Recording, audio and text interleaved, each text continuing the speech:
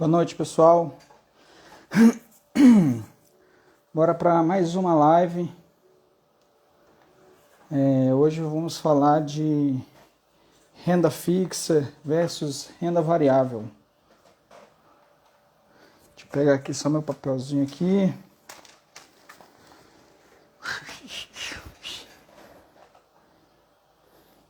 Fala aí pro Luca, meu pai tá aí também.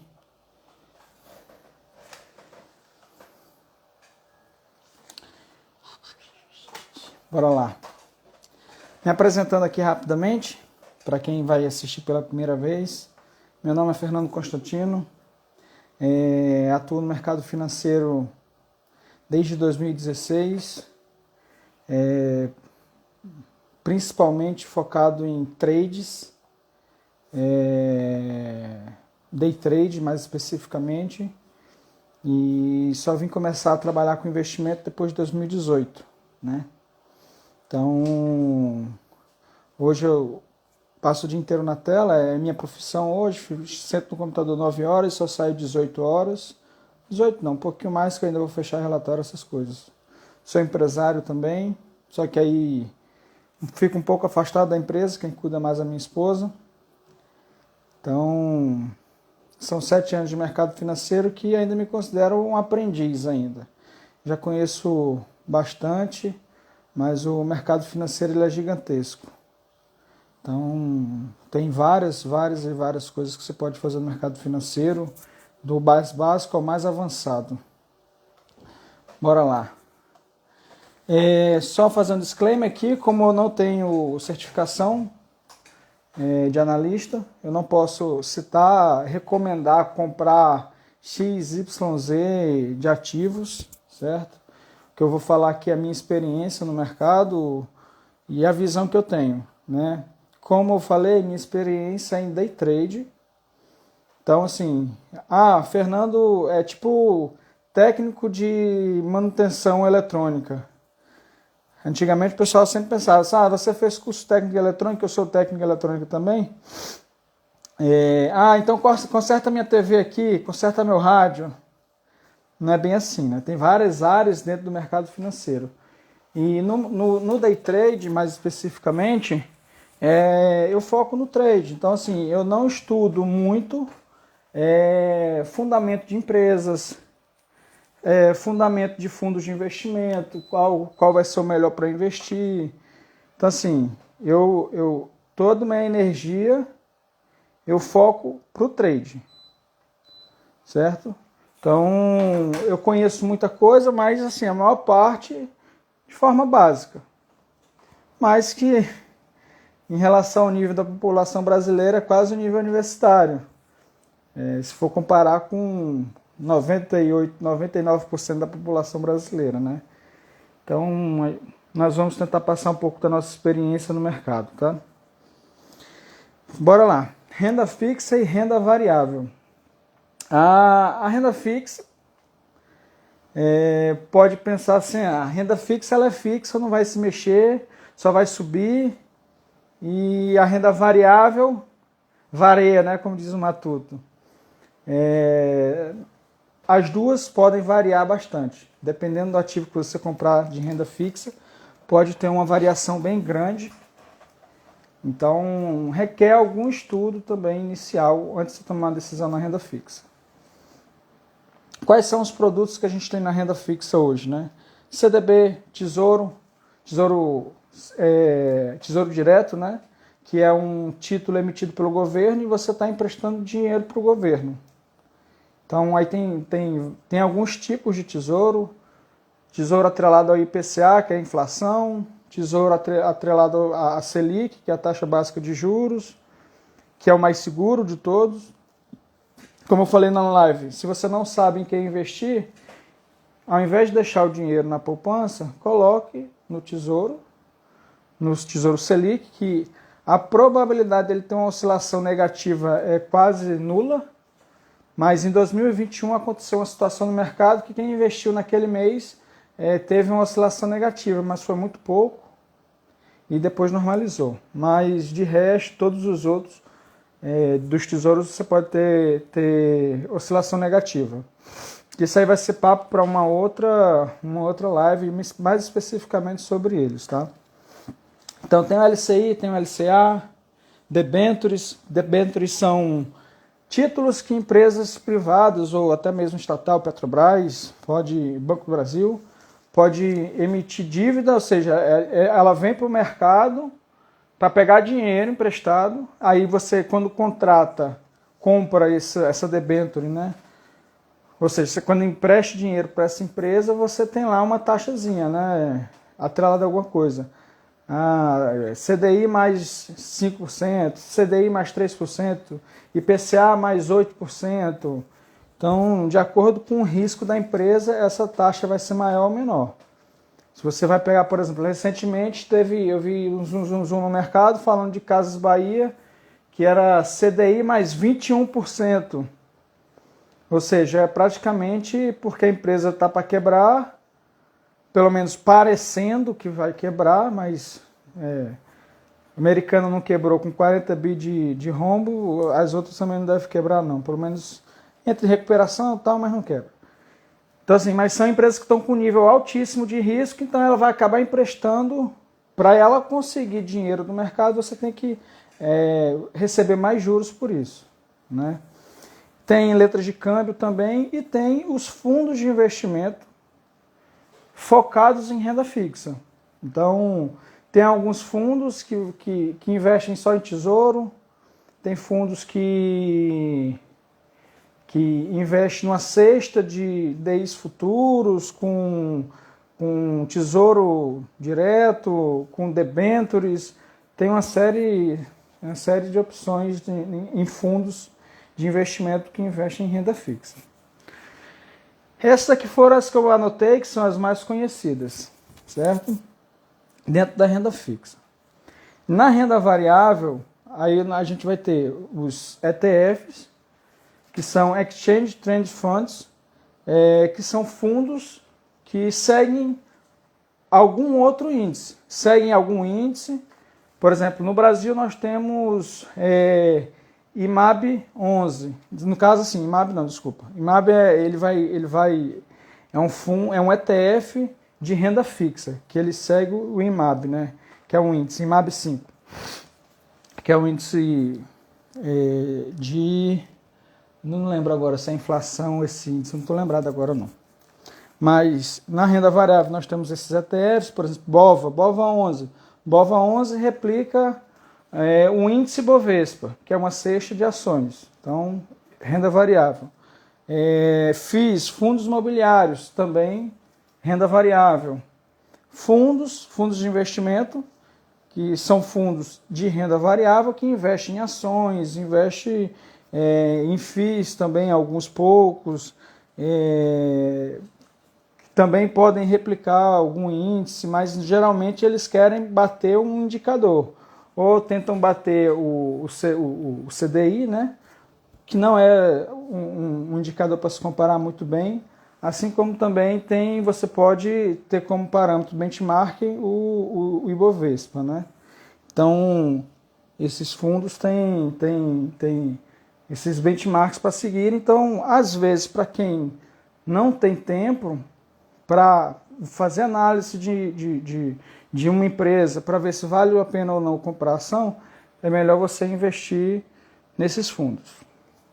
Então, isso aqui foi uma passagem bem rápida que eu fiz em cima do que são as opções que tem na renda fixa e na renda variável.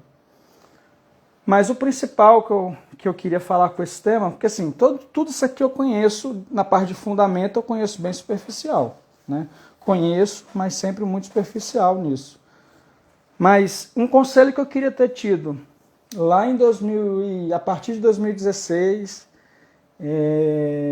eu queria ter ouvido mais isso, que é o que eu vou falar agora. É a principal informação que você tem que estudar para ser investidor na nossa bolsa. Na nossa bolsa aqui ou nos Estados Unidos, para ser investidor de renda variável ou renda fixa, né? São os ciclos econômicos. E o que são esses ciclos econômicos, né? São os momentos que a taxa de juros do país está subindo ou está caindo. Então, isso é a mãe do mercado, são os juros. Em qualquer país, o preço das ações, dos ativos, vão se mover em função dessa taxa de juros. Então, falando da minha experiência, que no começo, lá no comecinho de 2016, quem me sugeriu isso daqui foi um amigo meu que está começando a estudar. E quando ele me fez essa pergunta, eu lembrei o que é que passava na minha cabeça lá em 2017, mais ou menos, para 2018, que era justamente essa questão, né? Porra, eu vou investir em renda fixa ou vou investir em renda variável, né? Só que quase não se ouvia muito falar, até recentemente, 2022, 2023 para cá, eu comecei a escutar mais sobre ciclos econômicos. Então, uma pincelada rápida do que seria isso. Se os juros, nós estamos agora iniciando um ciclo de quedas de juros, né? Começou em 2023, não lembro qual foi o teto, se foi 14,25, se eu não me engano foi 14,25 ou 14,5, não lembro agora a máxima que chegou à taxa Selic. Então, quando a Selic estava lá em 14 e pouquinho, as ações estavam baratas. Porque a teoria desses ciclos econômicos fala o seguinte: juros para baixo, bolsa para cima. Juros para cima, bolsa para baixo. Então, por que eu falo que esse era o principal conselho que eu queria ter ouvido lá atrás, né? Porque eu comecei a investir mesmo, montar uma carteira de ações e renda fixa em 2018, né? Quando eu vi aquele cenário lá político se desenhando, eu falei assim, não, pode ser a oportunidade agora da bolsa explodir e ir embora. E de fato ela subiu bastante, né? 2018, depois de 2018, até o Covid ela vinha subindo, né? Tinha rompido o topo histórico e tal. Só que aí em algum momento ali começou a falar de juros, juros vai começar a subir. Nós caímos, fomos parar os juros lá em 2%, a taxa Selic, né? E nesse patamar lá de 2%, se eu não me engano, a bolsa estava no patamar que nós estamos hoje. De 130, 129, o Ibovespa estava por ali, assim. E aí os noticiários que eu assistia falavam assim, ó, juros para cima, bolsa para baixo. E aí ficava, porra, aí eu olhava para o mercado e continuava rompendo o topo histórico, não caía o mercado. Aí eu ficava pensando, rapaz, isso eu acho que é pegadinha.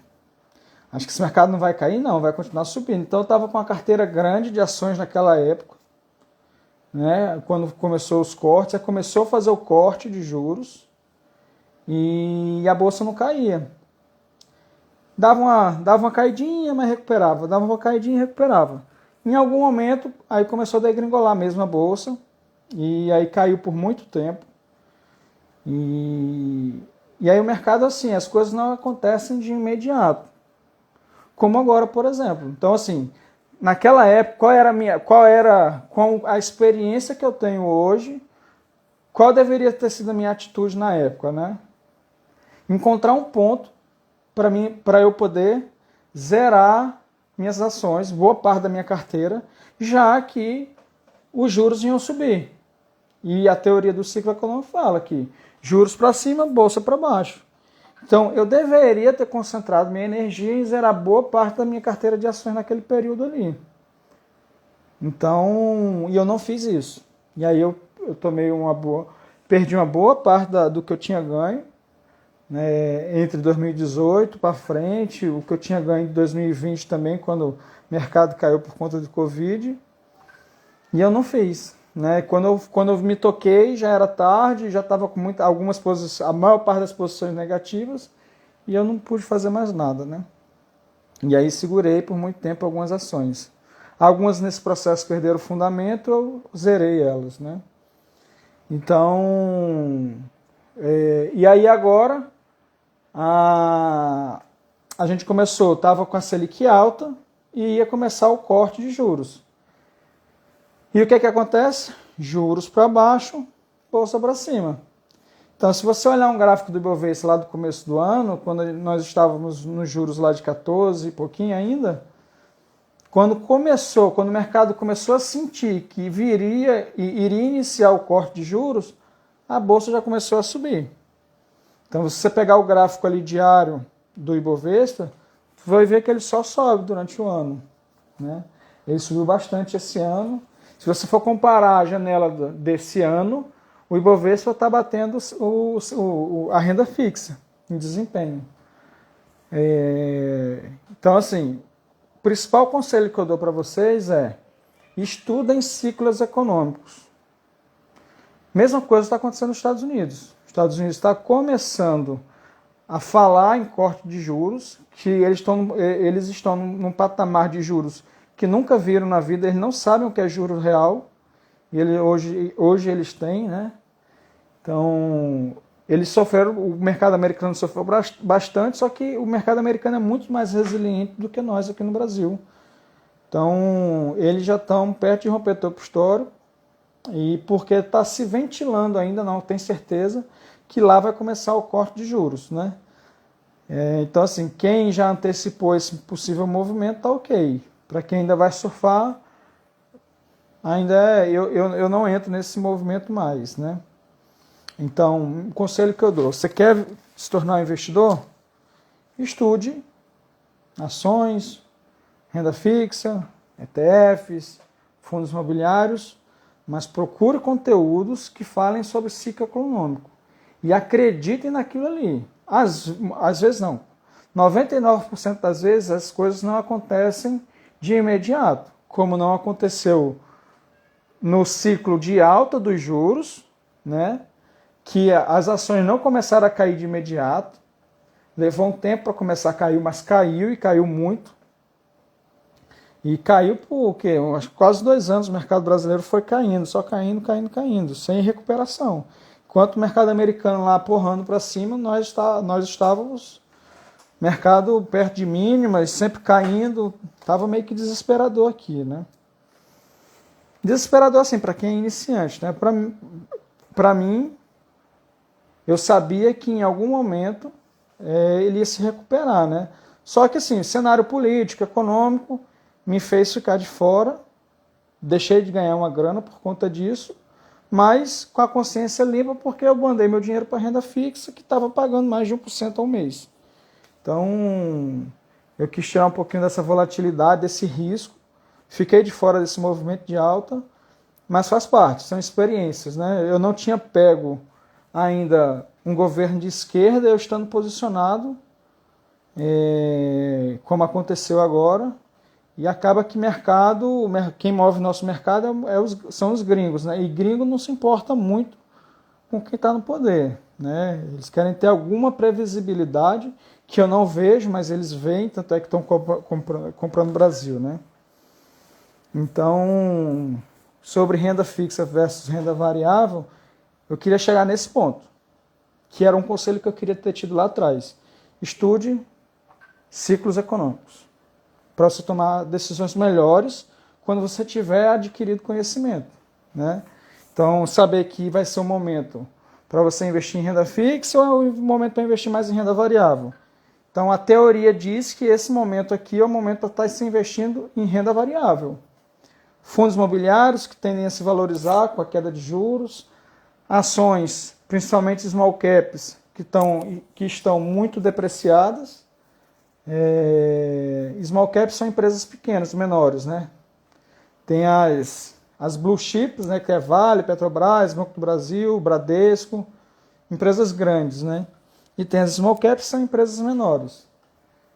Principalmente varejo e construção civil, elas tendem a ter um melhor desempenho por conta desses juros caindo, né? Então tem muita ação ainda para trás, né? Então ainda pode ter um movimento bom. Até ontem eu estava assistindo um programa que tem todo domingo, E que a pessoa estava falando, né, que ainda está no momento bom para se comprar fundos imobiliários, porque eles tendem a se valorizar mais ainda. Só que é tomar cuidado, que o mercado de fundos imobiliários, assim como de ações, também subiu bastante desde que iniciou o ciclo de baixa dos juros. Tá? Outros ativos que eu acho interessante para surfar esses ciclos também são os tesouros, né? Que inclusive eu estou surfando, que é o Tesouro IPCA, que ele é o seguinte: quando eu falei lá no começo que renda fixa não é necessariamente fixa o que você vai receber, eu estava pensando aqui justamente no preço de tela dos tesouros, que é onde de renda fixa é o que eu mais mexo. Eu não mexo com CDB, com LCI, LCA, eu não mexo com esses ativos porque boa parte do dinheiro que eu tenho, eu preciso deles de margem para fazer minhas operações intraday. Então eu foco no tesouro, porque as corretoras, a B3 aceita o tesouro direto para me liberar a margem para poder operar. E no tesouro IPCA e no tesouro pré-fixado, você sofre com preço de tela. Por exemplo, você compra um tesouro IPCA a R$ 1.000, por exemplo, né?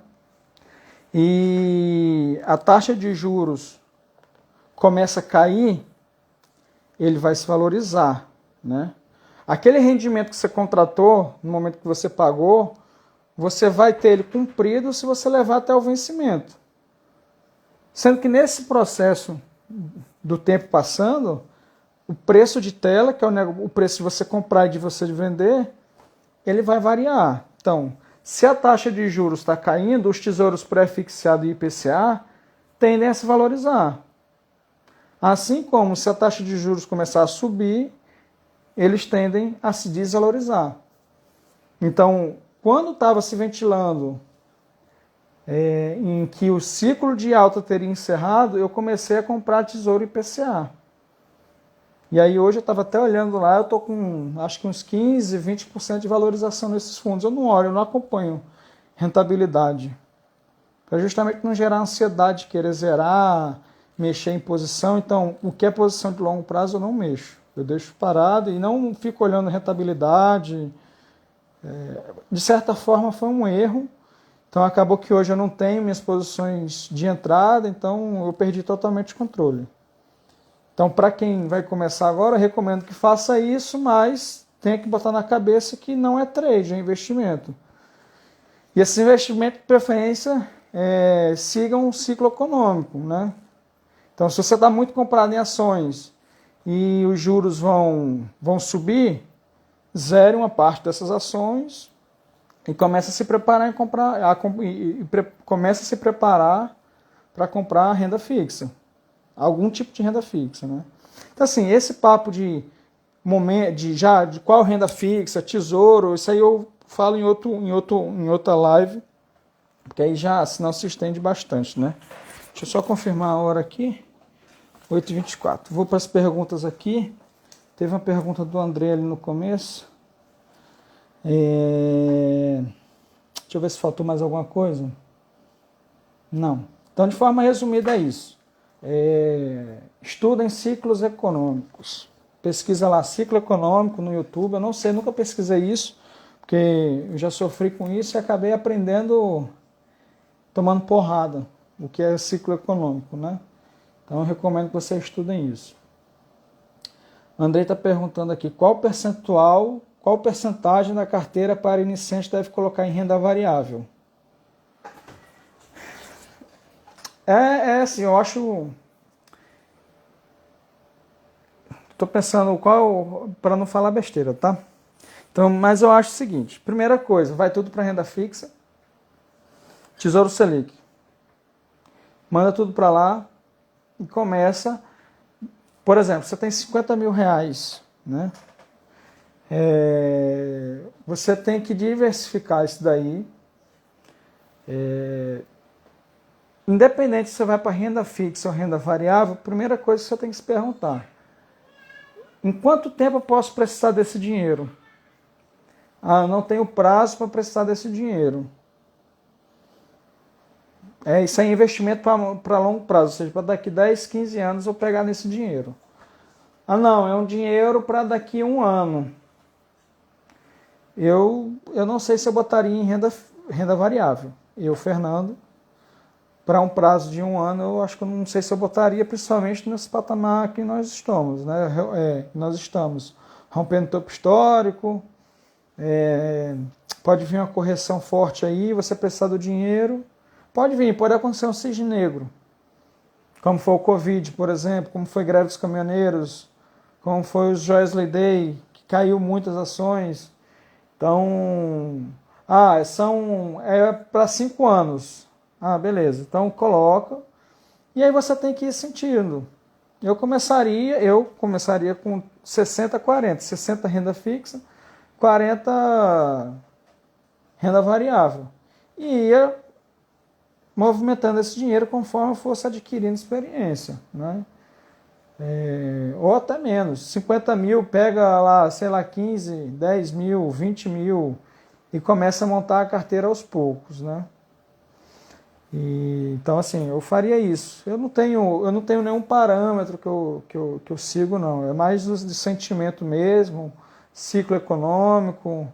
Então, a maior parte do meu dinheiro hoje está em renda fixa. Então, eu não tenho esse percentual certinho na cabeça, tá, Andrei? Mas eu faria isso. Ia pegando experiência, ganhando confiança, aumentando aos poucos. O fato é que só mandaria para o Tesouro aquele dinheiro que você, realmente, o Tesouro Selic, aquele dinheiro que você pode precisar a qualquer momento. Que ele pode ser liquidez diária, se você pedir até 13 horas, se pedir depois de 13 horas, só cai no dia seguinte. Ou seja, no máximo dê mais um Tesouro, né? Tesouro Selic.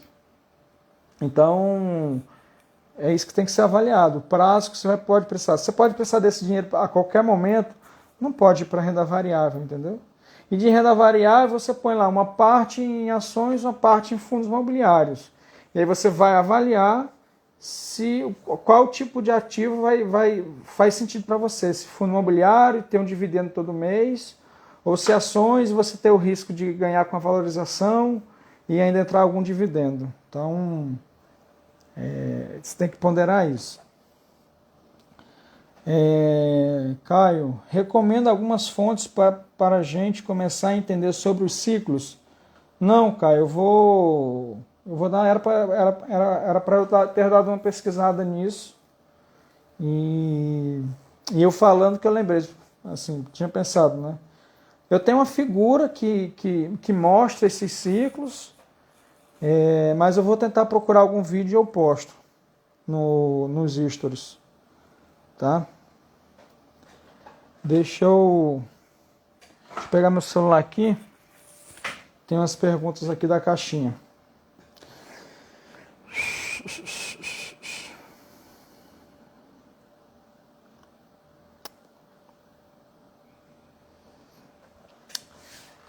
Vamos lá. Se eu quiser viver de rentabilidade, é possível com renda fixa? Possível é. Vai depender de quanto você quer, né? Seja renda fixa ou renda variável, para você viver de renda daquilo ali, vai levar tempo, né? Porém, você tem que começar. Porque a partir de você não sabe o que vai acontecer daqui a 10 anos com sua vida, né?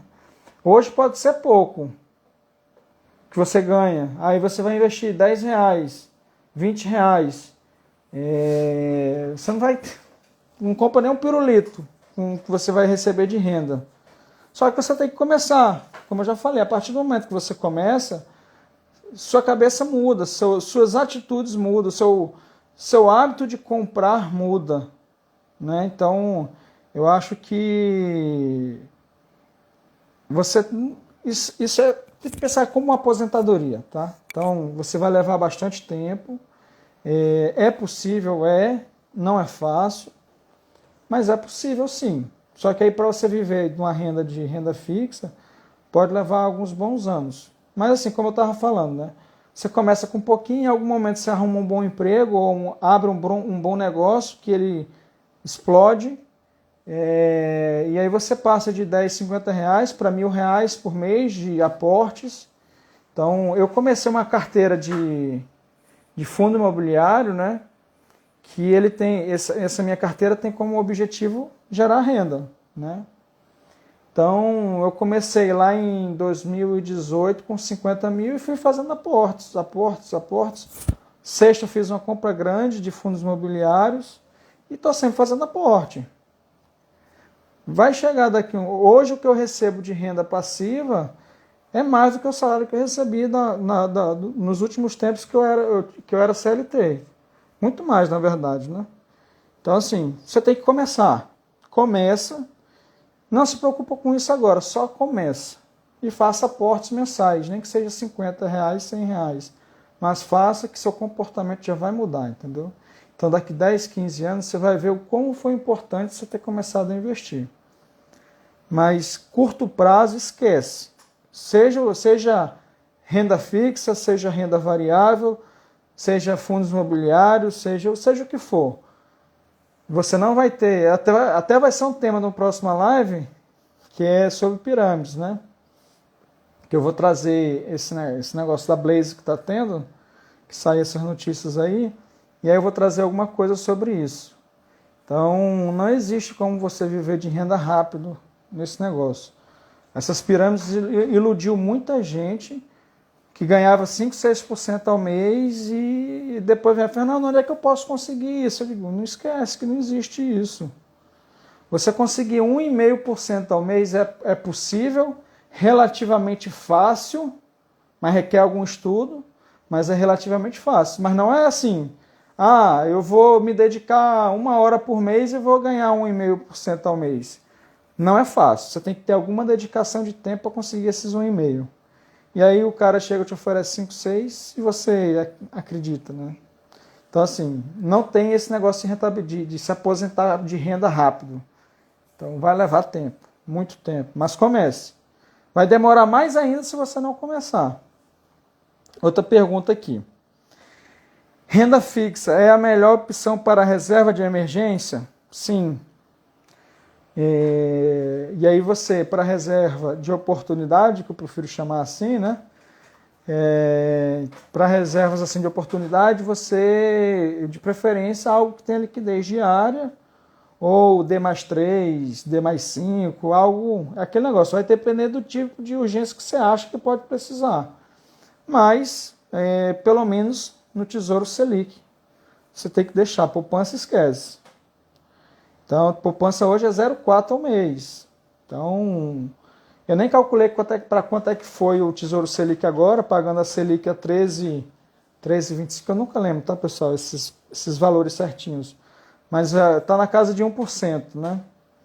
Então, o Tesouro Selic vai pagar mais que o dobro da poupança. Então, reserva de emergência você pode mandar para o Tesouro. Como eu falei agora há pouco, Tesouro Selic, se você pedir o resgate antes das 13 horas, cai no mesmo dia. E se você pedir depois das 13, cai no dia seguinte. Então, é o melhor lugar para reserva de emergência, né? Nada de ações, nada de fundos imobiliários e nada de LCI e LCA, porque LCI, LCA e CDBs tem não é carência não, esqueci, fugiu o nome agora, né? Que você tem um prazo, você não pode pedir resgate antes daquele prazo ali. Então, fugiu o nome agora. Mas assim, você tem que respeitar. É um LCI, LCA para 3 meses. Você só pode pedir o resgate depois de 3 meses. Tem algumas situações que você consegue até antecipar, mas você vai perder muito dinheiro com isso. Então, não compensa. Então, reserva de emergência tem que ser com liquidez diária. Tá? Deixa eu ver que teve uma pergunta aqui para trás. Recomendo algumas fontes. Lucas, na próxima live traz para a gente literaturas confiáveis para iniciarmos os estudos, para termos o norte por onde começar. Beleza, vou trazer, Lucas. Que mais? Tiago, normal operar em mais de uma corretora? Se sim, o que recomenda para a renda fixa?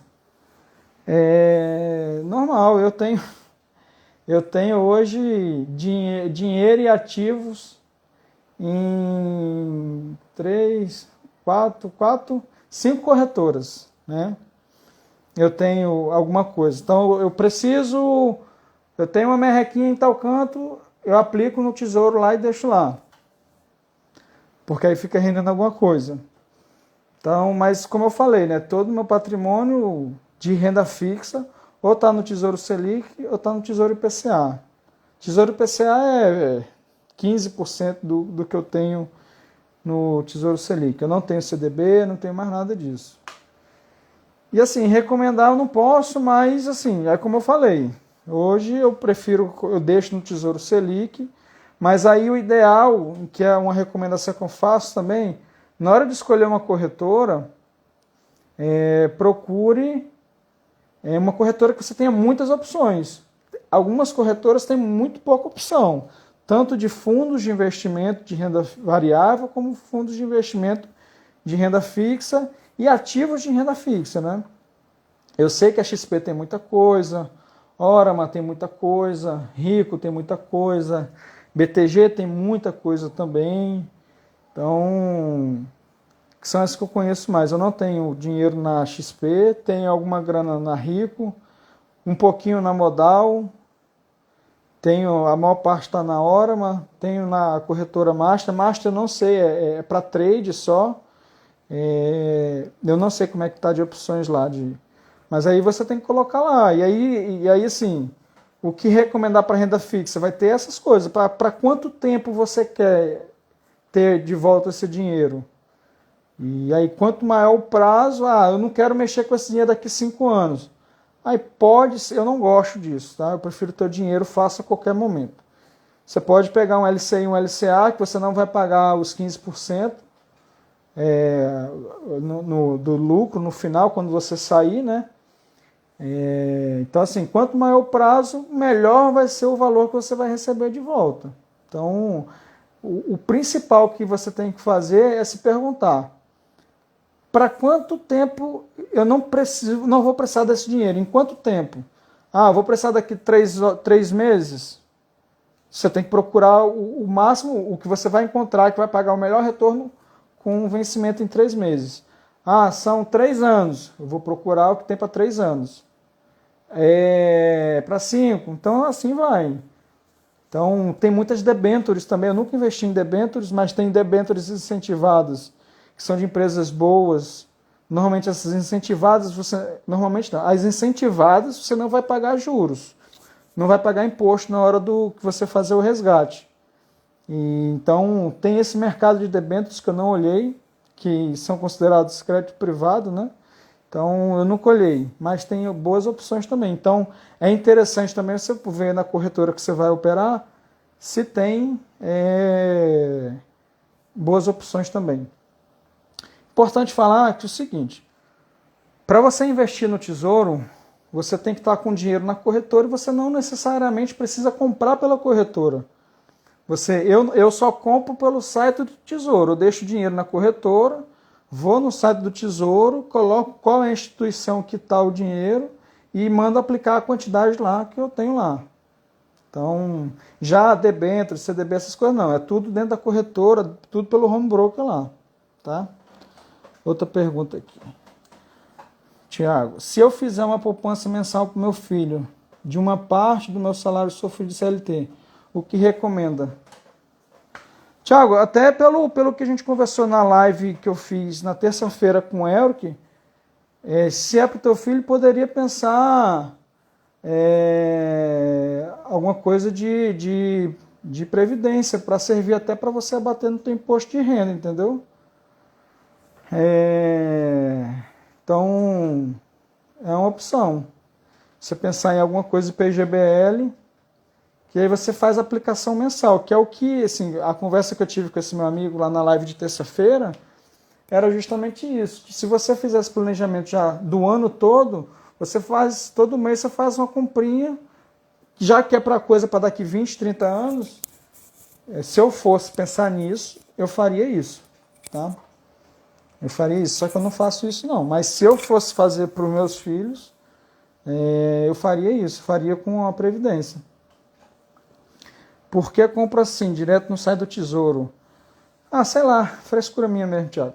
Você pode, assim, porque eu já me acostumei com o processo do Tesouro. Então, é só um adendo, que aí você pode abrir, o dinheiro está lá e você está na Vale, por exemplo, você não tem acesso ao home broker da corretora, mas você pode ter acesso ao home broker, ao site do Tesouro. E aí você compra pelo Tesouro. Então, é só um hábito que eu criei de comprar pelo Tesouro. Às vezes eu vou comprar pela corretora, dá bug, aí não compra, às vezes não bota a quantidade quebrada. Aí acabei criando o hábito de comprar direto no site do Tesouro mesmo.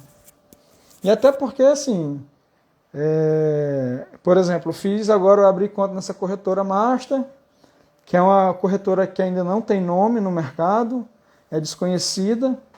E aí eu fiquei assim, vou botar o dinheiro lá, mas eu vou logo botar logo meu dinheiro no Tesouro.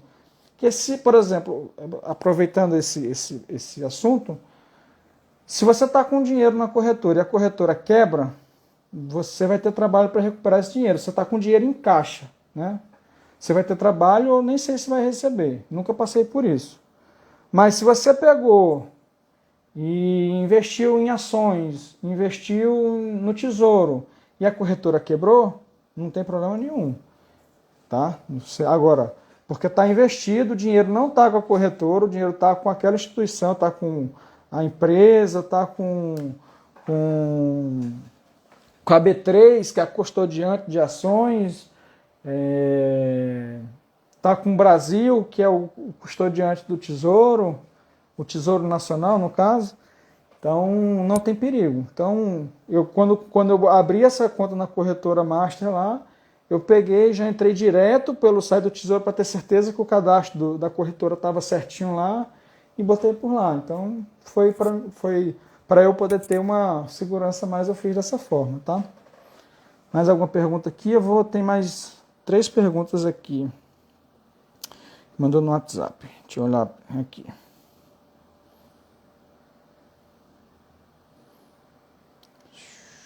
Cadê? Aqui. Quais são os principais benefícios e riscos associados ao investimento em renda fixa e renda variável? Como eu falei, né, no ciclo econômico, você tem que ficar atento a isso. Teve muita gente que, na época de alta dos juros, que alguns assessores de investimento, por maldade ou falta de conhecimento, recomendaram investir no Tesouro IPCA ou no Tesouro pré-fixado. E com a alta de juros, esses investimentos se desvalorizaram. Assim como também aconteceu com o Tesouro, com CDBs, LCI e LCAs, que eles teve uma modificação, acho que foi em 2022, isso, ou foi 23, eu não lembro se foi 23, eu acho que foi 23, que os preços de tela deveriam estar, a marcação deles era pela valorização ao longo do tempo, então você nunca ia ver ele desvalorizar, ou pelo preço de tela baseado nos juros futuros, né? Então, muitas pessoas que tinham investimento em renda fixa não sabiam que poderiam ter rendimento negativo, se assustaram com isso. Então, os benefícios e riscos são esses, é você entrar e se desvalorizar. Então, por isso que é importante você conhecer um pouco do ciclo econômico. Lógico que renda variável você tem um risco um pouco maior, porque dependendo da ação que você botar, ela pode ir a 0 ou abaixo de R$1. A 0 é difícil. Mas, por exemplo, você tem aí Cogna, que já baixou algumas vezes de R$1, Via Varejo, que é Casas Bahia, abaixo de R$1, que aí agora sofreu Implit, que é você pega e junta um bocado de ações. Então, você tem esse risco, né? Então, faz parte. Renda variável varia e renda fixa também. Então tem que tomar cuidado com isso. São os riscos. O benefício é a valorização que você vai ter sem ter muito trabalho. Se tiver, é o benefício. E o benefício da renda fixa em relação à renda variável é que, teoricamente, você tem uma volatilidade menor. E você tem uma previsibilidade maior do valor que você vai ter lá no vencimento daquele ativo que você está comprando. Outra pergunta aqui. Como a escolha entre renda fixa e renda variável pode ser influenciada pelo perfil do investidor de cada pessoa? Como a escolha entre renda fixa e renda variável pode ser influenciada pelo perfil de investidor? É justamente isso que eu falei um pouco atrás, né? Para quanto tempo é esse teu dinheiro, né? Então você tem que alinhar isso. É o principal que você tem que alinhar para saber o teu perfil. Porque assim, tem vários perfis de fato, né? Inclusive quando você abre uma conta na corretora, eles perguntam, eles fazem um questionário para saber qual é o teu perfil, né? Conservador, arrojado, moderado. Hoje eu fiz numa corretora que estava desatualizado, veio sofisticado. Eu digo, esse termo é novo aí, sofisticado. Estão inventando moda já. Mas é basicamente isso, né? Conservador, moderado e arrojado, né? Como eu opero muito day trade, acaba sendo sempre meu perfil ficando arrojado. Então, assim, mas isso aqui a escolha é basicamente isso. É você saber para quanto tempo você vai prestar do seu dinheiro. Se existe qualquer risco, mínimo que seja, que você hoje, não tenho nada para esse dinheiro não. Mas você pode querer fazer um investimento a qualquer momento, se surgir uma oportunidade, se você estiver buscando oportunidades, aí não vale a pena. Inclusive, foi um dos motivos que me fez tirar boa parte da renda variável e manter na renda fixa. Porque eu juntei a oportunidade a qualquer momento eu investir em algum novo empreendimento como margem para eu poder operar.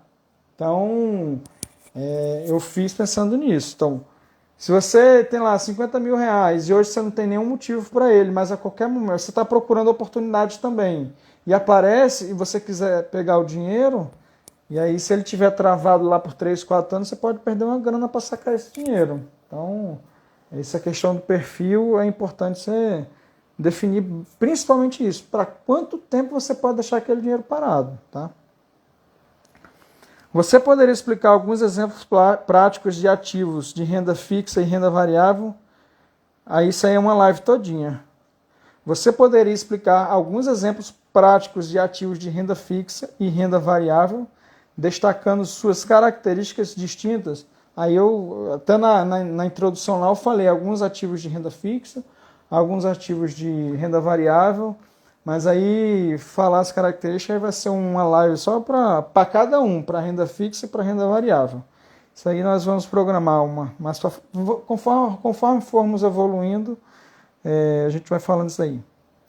Na atual conjuntura econômica, qual seria a sua recomendação geral para os investidores? Focar mais em renda fixa, renda variável ou uma combinação equilibrada?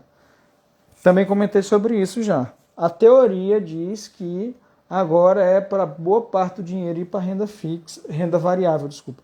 Ir para renda variável e você ir diminuindo renda fixa. Por quê? Porque a tendência à renda fixa é cada vez você receber menos juros, já que a taxa Selic está caindo, e com isso, com taxa Selic caindo, a probabilidade é que bolsa, renda variável, suba mais. Então, como eu falei ontem, eu assisti um programa, falou disso, fundos imobiliários ainda estão bons para compra e algumas ações ainda estão boas para compra, né?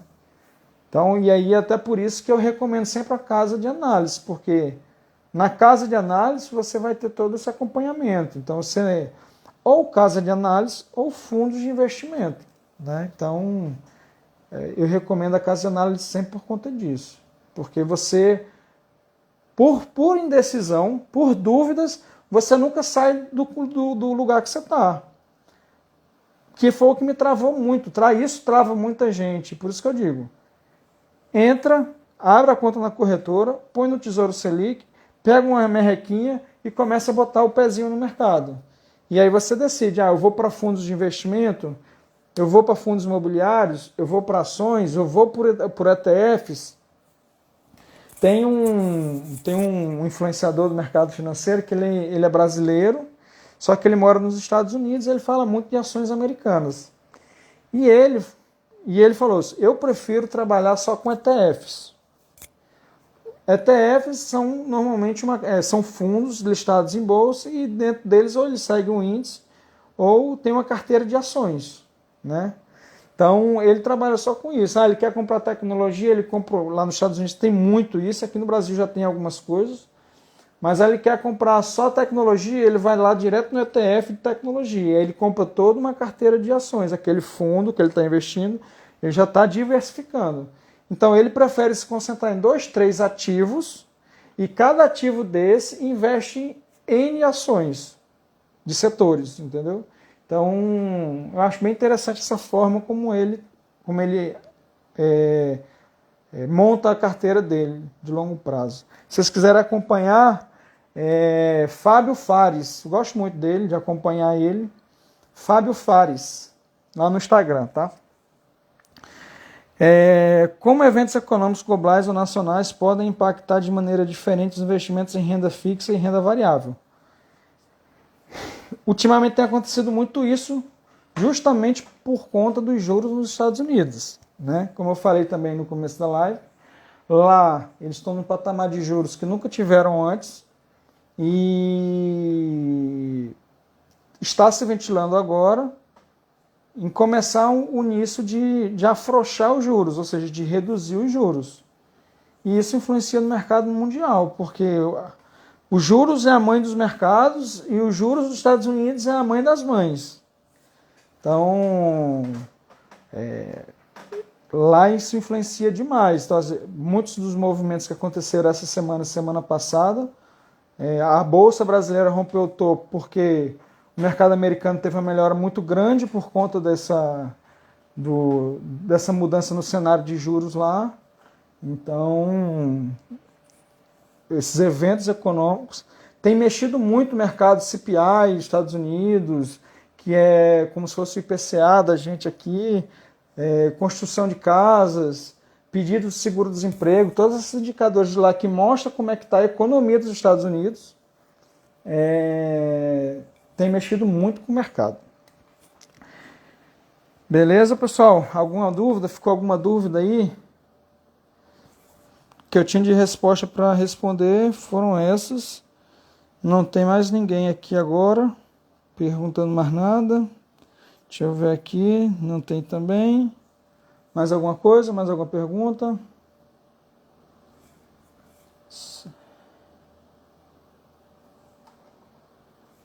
Mais nada, mais nada. Então, por hoje é só, pessoal. Na próxima segunda-feira eu vou falar sobre pirâmides e fazer uns comparativos, né, do que eu percebi com amigos meus que mexeram com isso. Então, eu vou falar da minha experiência que eu tive com pirâmides. A minha experiência foi 0, tá? Adiantando. Mas eu vou explicar meus motivos e o que vocês têm. Algumas coisas que vocês têm que usar para saber se é pirâmide ou não. Porque para mim nunca foi tão fácil saber se é uma pirâmide ou não, entendeu? Então, com esse tempo que eu tenho de mercado, é muito fácil de saber, né? Não, cara, também não exagera. A Herbalife não é pirâmide, é marketing multinível. Ali você ainda compra o produto, né? Beleza, pessoal. Até a próxima live. Obrigado aí pelos que estiveram presentes ao vivo. Abraço. Até a próxima. Boa noite.